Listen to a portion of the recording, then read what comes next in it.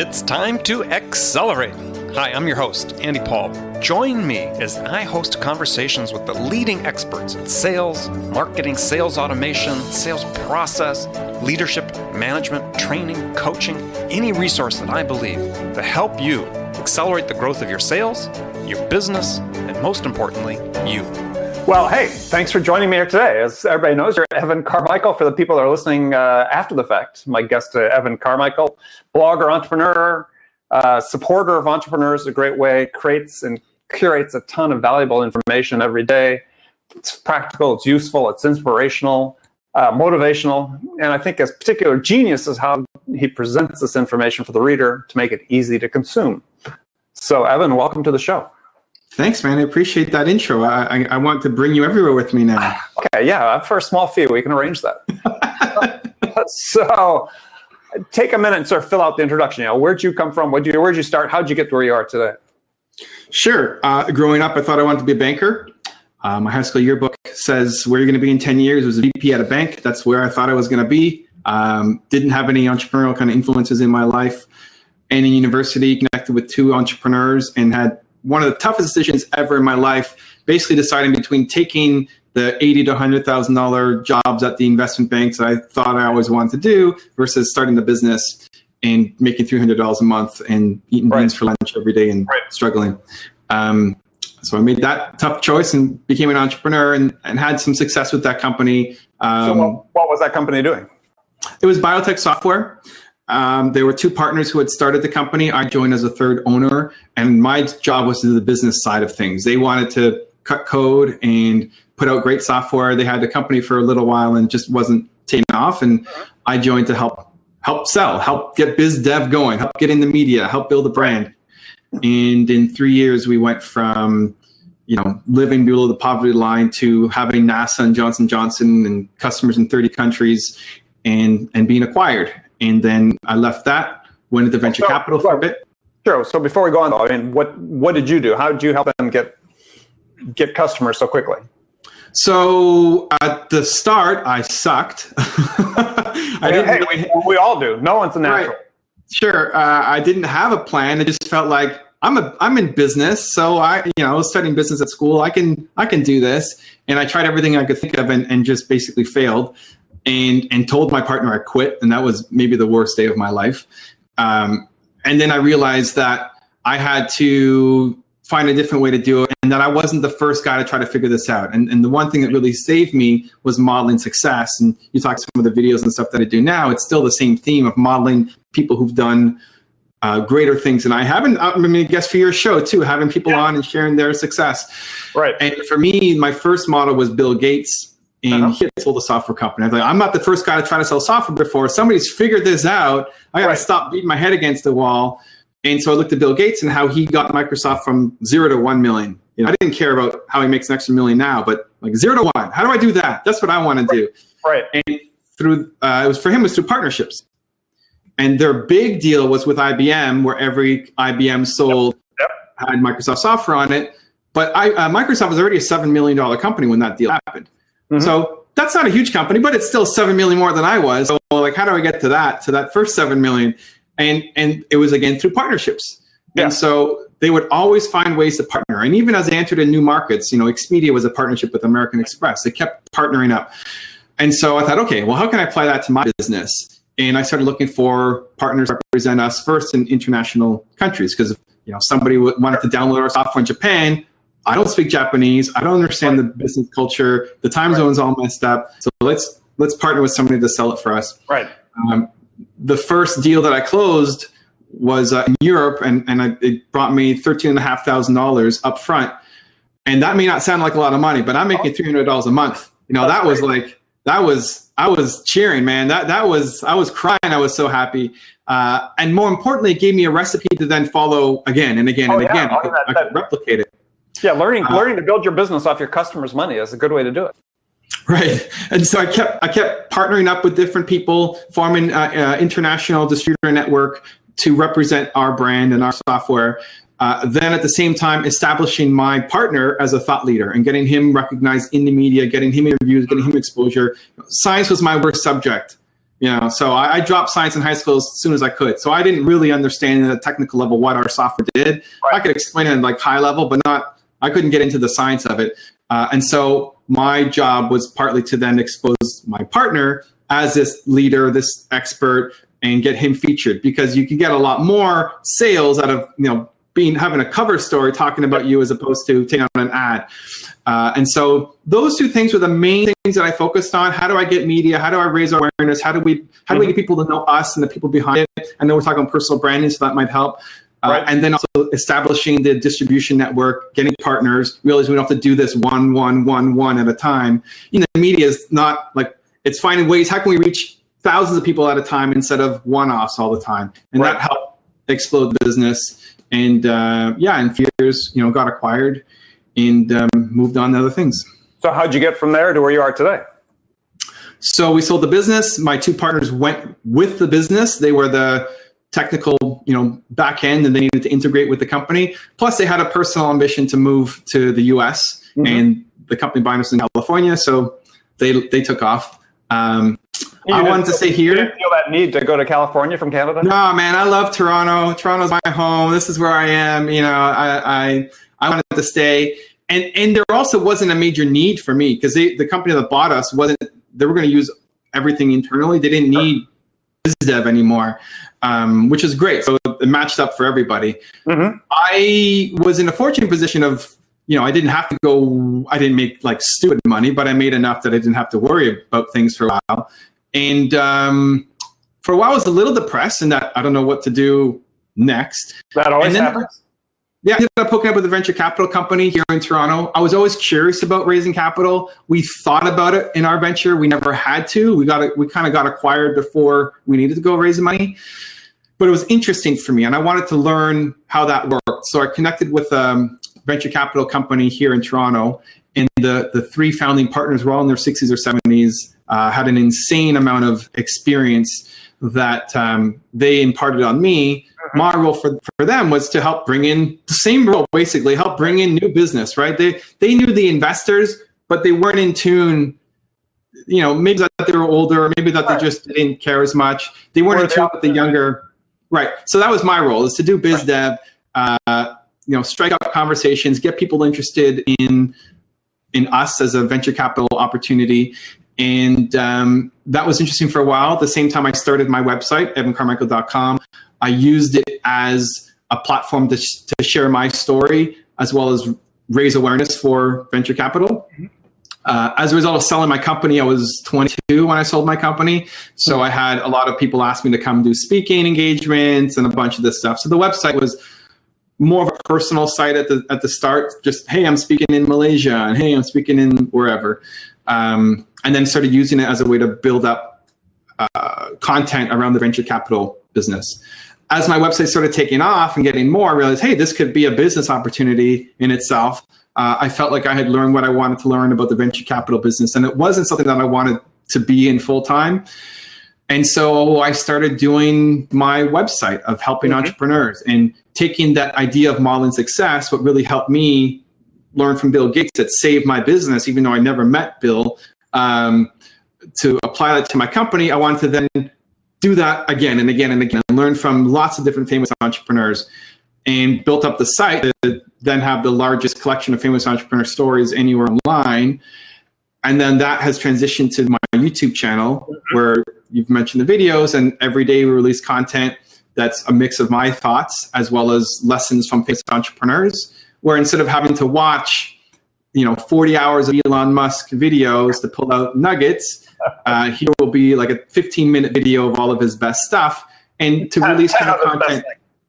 Right, his top 10 rules, his best advice, that at least it's seen through my filter, so seen through my eyes of what I think is helpful and relevant and valuable. And I've kind of become a curator of content, as well as share my own opinions and thoughts to help entrepreneurs grow. Perfect. Well, I said, when I visit your site and read the content, the top 10 list, I love that. The inspirational quotes, I think that's great. You've got this great mix of things in there. But it made me think about a particular challenge for salespeople these days, which is, personal branding, right? Because, customers are being inundated with these undifferentiated messages coming from, automated sales sales emails that they're sending out using all the latest tools. And so the branding really becomes an important topic, because once the customer gets something, and maybe if they're intrigued by the email, they're going to go to somebody's LinkedIn profile or Twitter profile or something and see, okay, who is this person? What do they stand for? What do they do? So, if you're a sales rep, you've been in business for a while. So what are the steps you need to take to start building this trusted advisor status? Yeah, I think it's super important for salespeople because the salesperson has to evolve or will die. The salesperson has to understand how to build a brand, how to add value beyond just trying to sell your product and meet a quota. Just like I think it's what's that? Like everybody else, absolutely. Like everybody else, yeah. So what do you do to stand out in front? And so so it starts with understanding what you stand for as a human being. Forget about what you're selling at the moment. What do you stand for as a human being? What's the most important thing to you in your life? What's the biggest impact that you want to have on the world? And that might sound kind of airy-fairy, fluffy stuff, but it's important. What motivates you to get up every day and go make a contribution? Because if you're the kind of salesperson who's just working for a paycheck, you're never going to be a super successful salesperson. You have to want to do something bigger. Yeah, so let's break that down for a second, because this is certainly people talk about it, but it seems like a step people really have a hard time with. So, how did you go through that? And then what were the steps you'd recommend somebody do to not just get it down on paper, but then bounce it off people and make sure it's real? Right. So for me, I believe everybody has one word that identifies who they are and their core message. For me, is believe. It's on my walls. It's in all the videos. It's the core message that I send through every piece of content that I create. It's the way in which I see the world. I believe in people, and specifically entrepreneurs, because I have the skill set to be able to help entrepreneurs. I could believe in you as a person, and you could go off me a great horse racer, but I don't know anything about horses, so I can't give you tactical advice to help you get to where you are. So it comes down to what your core value is as a human being, as a person. Like, forget about your business right now. And a lot of businesses talk about values, but how many, even CEOs of a business could list off the 20 core values that they have? People aren't living their values. So as a human being, what is most important to you? Maybe trust is really important. Maybe trust is your thing. Like, trust is what I stand for as a human being. Then when you get into the tactical, how do I sell? You're selling trust. Whoever you are, depends on what product you're selling. If you're selling insurance, as an example, right? Trust plays a huge role in that. If you're selling cars, then you're the trusted guy to work with in the car industry, right? It doesn't. Everything you sell, trust is a component. It could be, but believe is too. I could be the believe car sales guy. I could be the comms car sales guy, right? Whatever the value is that you hold most dear to you. Right. That's what you want to funnel through all of your sales and marketing and strategies. And often that can fit within a typical sales structure. Like, you're off selling whatever product, it can typically fit. Sometimes it doesn't. And that may be a situation where you're in the wrong company. You have to move to one where you're selling stuff that does fit more congruently with who you are as a human being. Yeah, and I think that one of the things I would recommend when people do that is to, take some time by themselves, turn off the TV, turn off the cell phone, turn off the distractions, really think about this in terms of, write down 5 things you think that really motivate you, that you really believe in, to use your word, but then bounce it off a couple of people, right? Ask so many people, does this fit with what you think I'm doing? Because I find people really have a hard time understanding who they are and how they come across and how people perceive them, which is part of this whole struggle. Yeah, so for me, my take on that is I think a lot of people aren't very self-aware. I think some people are. When I ask people to come up with the one core value that represents who you are, some people bang, they know it, they got it, no problem. I wasn't like that. It took me a long time to kind of narrow it down. And I would suggest spending more time with yourself as opposed to other people. I think often we show one side of ourselves to people. You show a side of yourself to your wife, a side of yourself to your friends, a side of yourself to your boss. And we play into their expectations. Your boss wants you to be a certain way, so you act like that. Your wife wants you to be a certain way, so you act like that. And there are very few people who actually know you for who you are, where you're truly naked in front of them. Very few people. And so when you're coming up with what is core to you, you want to look inwards much more than living up to somebody else's expectation of you, because that's never going to be the right thing, right? And so how I find it easy to explain people and guide people through the process is think about not just who you are now, but who you've always been and who you always will be. Think about what your favorite book is, your favorite movie. Think about your favorite professor in school. If you're married, think about why you love your husband or wife. Like, there's a common theme connecting everything together. For me, my favorite movie is Seabiscuit. I don't know if you know it. It's about this racehorse. Yeah. Absolutely. I've seen it like 30 times. Love the book. It's a super cheesy movie. I cried during it.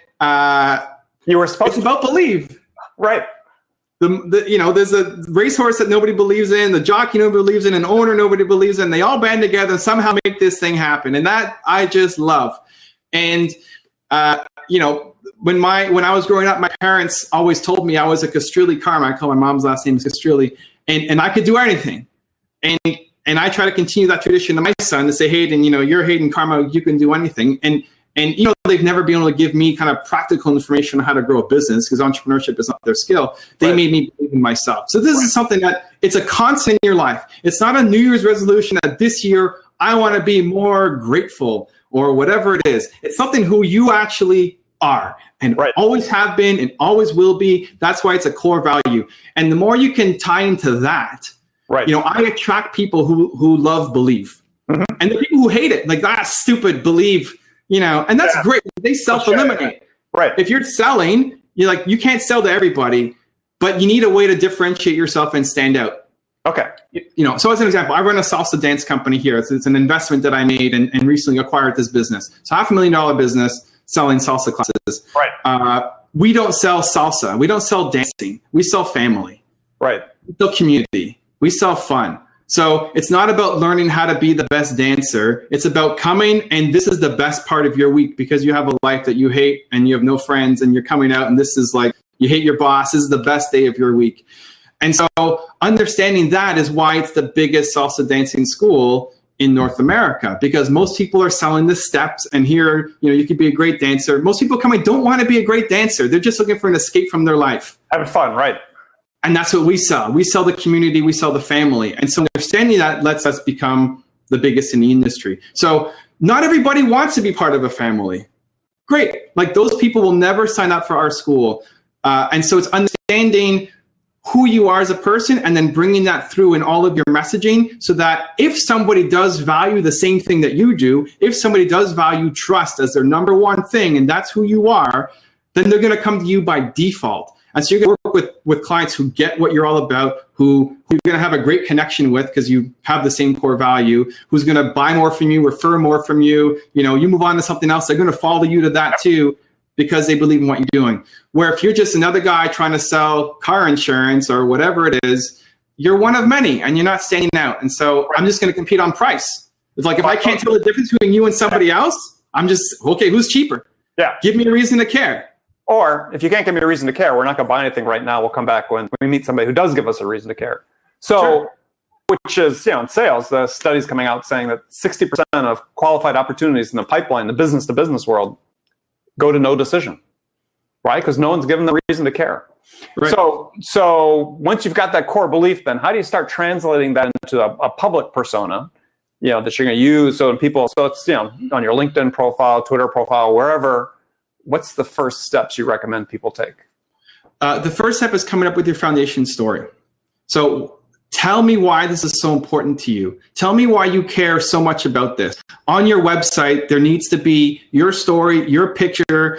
Ideally a video if you can get in front of a camera. Salespeople, have a higher ability to be able to do that than maybe more introverted people who aren't great at sales. But tell me your story, because so many people hide behind a corporate website. And then again, you're vanilla, you're boring. I don't care about you. This especially is relevant to the more entrepreneurial kinds or the more kinds of salespeople where you have some control. You can create your own website. You can create your own presence. You can decide what goes on the flyers that get sent out. But even think about what's on your voicemail. What's the message when people call you up? What's on the voicemail? What's on your LinkedIn profile? What's on your Twitter profile? What kind of content are you producing and sharing?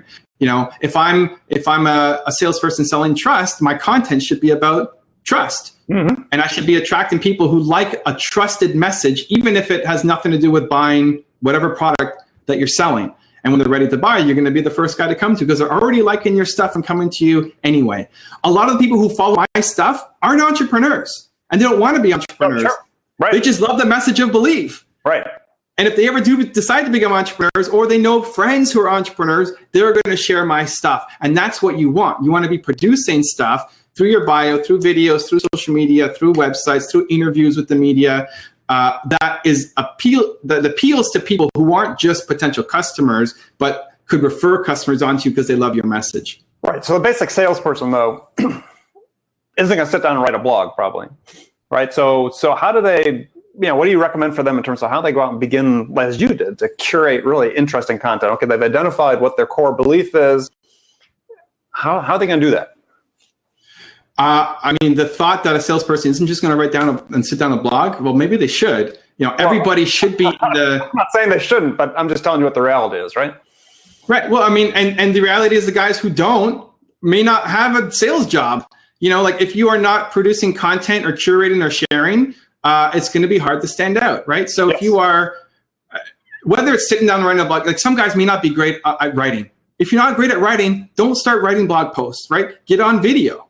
If you're much better off the cuff and talking to people and like I love being on video. So I suggested doing this as a video. I love being on video. Right. It matches both where my audience is and also what I'm naturally good at and want to get better at. Right. And so it's pick a medium that fits best for you. So if you're a salesperson, again, selling trust, whatever product it is that you're selling, I would love to see you come out and create a foundational video that tells your story, why trust is so important to you.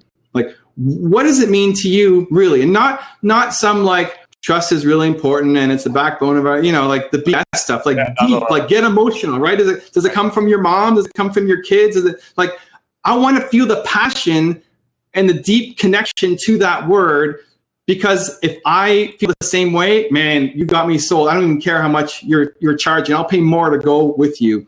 Right.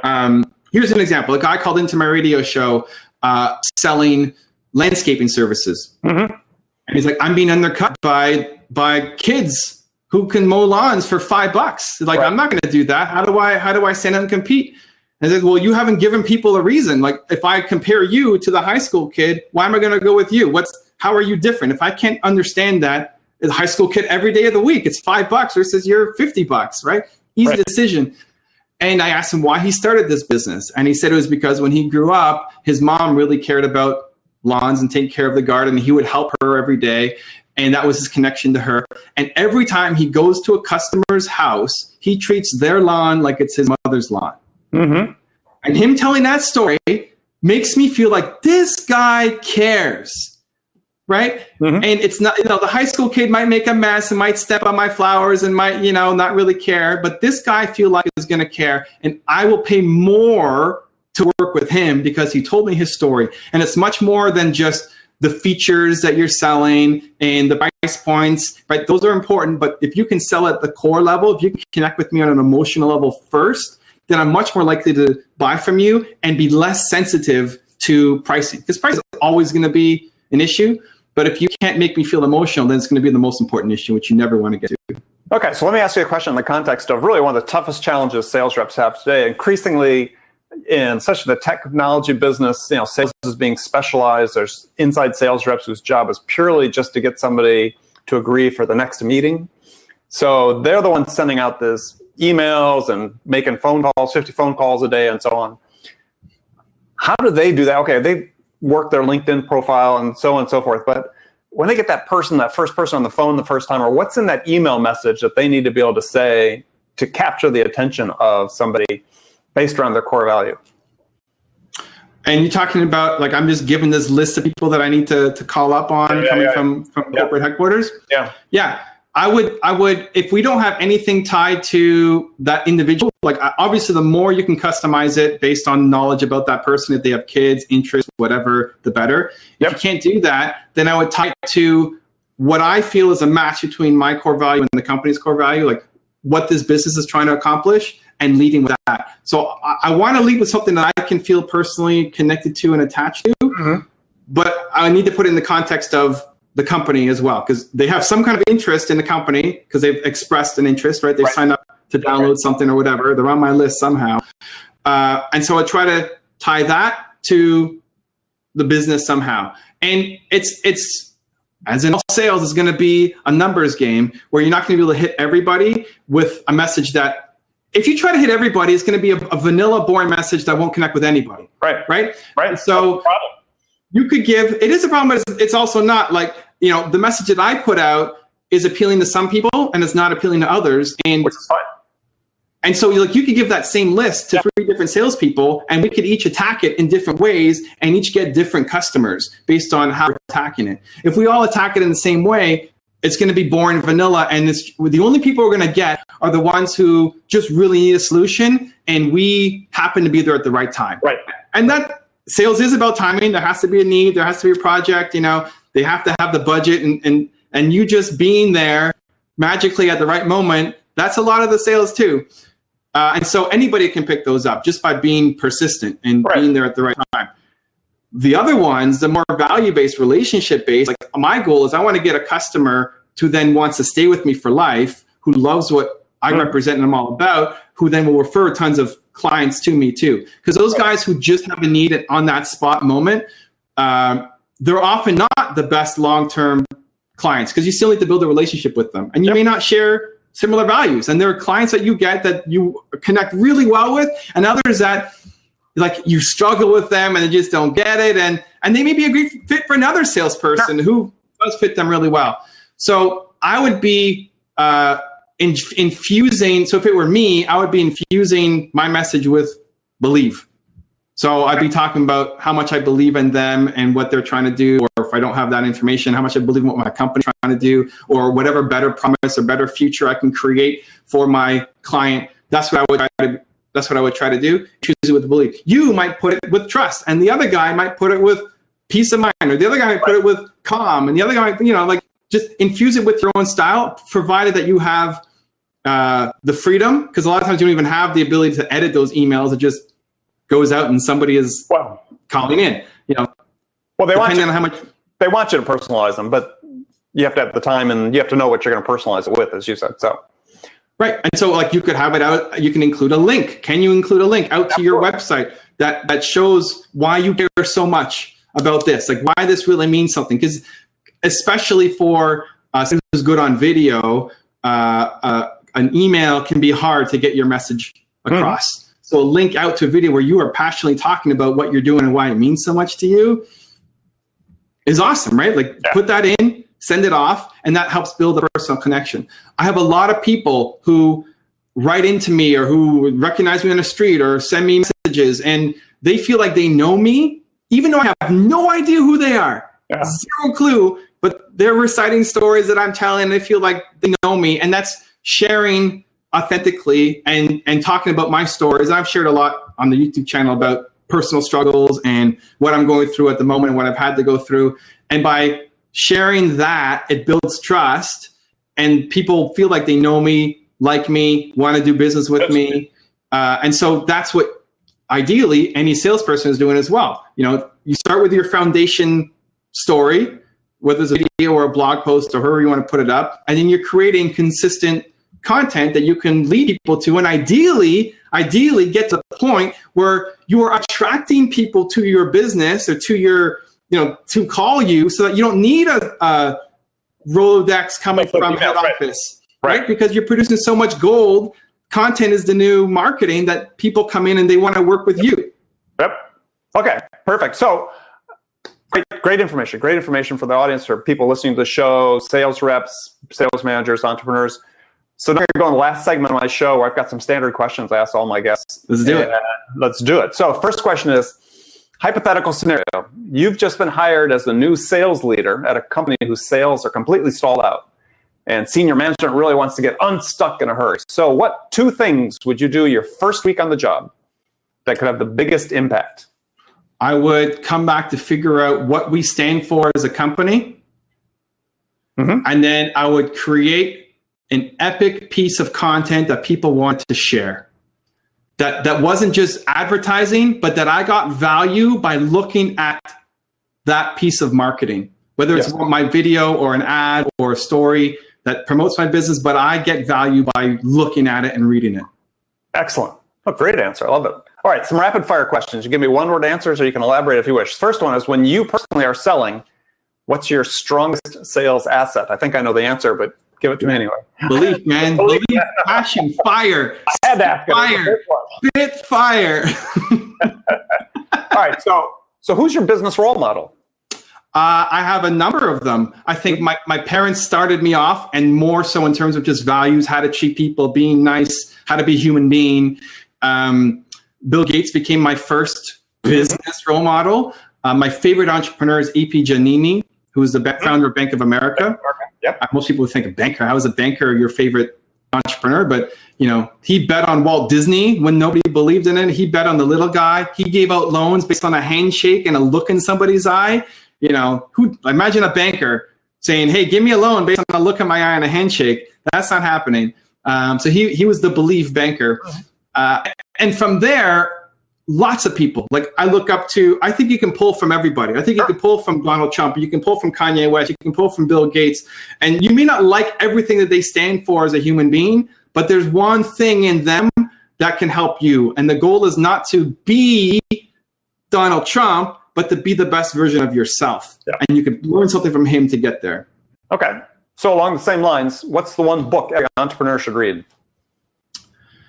My favorite book is probably the 4-Hour Work Week, Tim Ferriss. That shaped a lot of my thoughts on time management and delegating, and that helped me at a certain point in my business. My second favorite book is called Radicals and Visionaries, and it's not in print anymore, but you may be able to find that old copy of it. It was put up by Entrepreneur Press, and it shows the stories of famous entrepreneurs in like 3 or 4 pages. Mm-hmm. Every morning I would just read a different story. This is kind of before YouTube days. I just read a story and just get inspired to have an environment where I felt like these people were around me. And I'm sitting in the room with Martha Stewart for 10 minutes, and it just made me break out of my comfort zone to try new things and have more confidence. All right. Here's a tough question. What's your favorite music on your playlist these days? Favorite music on my playlist. I have a Believe playlist. Mm-hmm. The song that I just added was super old school, was Back of the Bus, Pete Seeger. Pete Seeger, yeah. Yeah. And I got in a fight with somebody because they said it sounded like Raffi. I'm like, this is a revolutionary song, man. Raffi, you're killing me, man. And I had to explain the lyrics. That's what all this meant. Like, you have this white guy standing up for black people in an era where that was not cool. And man, I have mad respect for Pete Seeger. I've got Eminem on there and a bunch of songs, but that was one of the most recent ones that I added.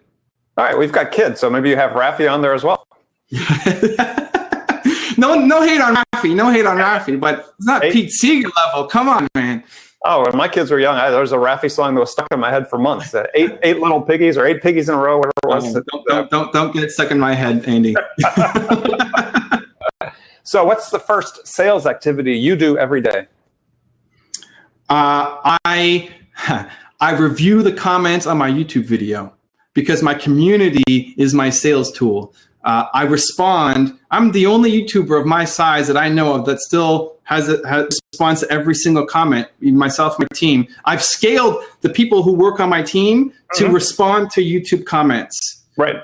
Because the community helps foster growth. Right. And just by saying thank you and acknowledging them and listening to them, that creates activity and buzz and momentum and word of mouth and referral. So it's not, the sales isn't, hey, can you please share this or buy from me now? And for the salespeople kind of listening to this, all of those interactions, those should be daily. You should be reaching out to the people who you've helped and the people in your community and just being an asset without trying to sell anything. Because if they see you as that asset, then they're going to come back when they have an opportunity for you and refer you, and always be thinking. Like, you always want to stay top of mind. That's how you get the sales minutes. So every day you should start by doing things to help somebody else. Excellent. All right. Well, I want to thank you for being on my show, Evan. And for people who want to find out more about you, I know your audience can, they're watching, but for people in my audience, how can they find out more about you? You know what? Just Google Evan Carmichael. My website will show up, YouTube channel, Twitter, whatever your fancy is, I'm there. All right. Excellent. Okay, remember, friends who are listening on this my show, make it a part of your day every day to deliberately learn something new to help you accelerate success. And don't miss great conversations like I've had one I had with my guest today, Evan Carmichael, who gave us his expertise about how to grow your business more quickly. So Evan, thank you very much. And everybody else, have a great day. Thanks, Andy. Thanks for listening to the show.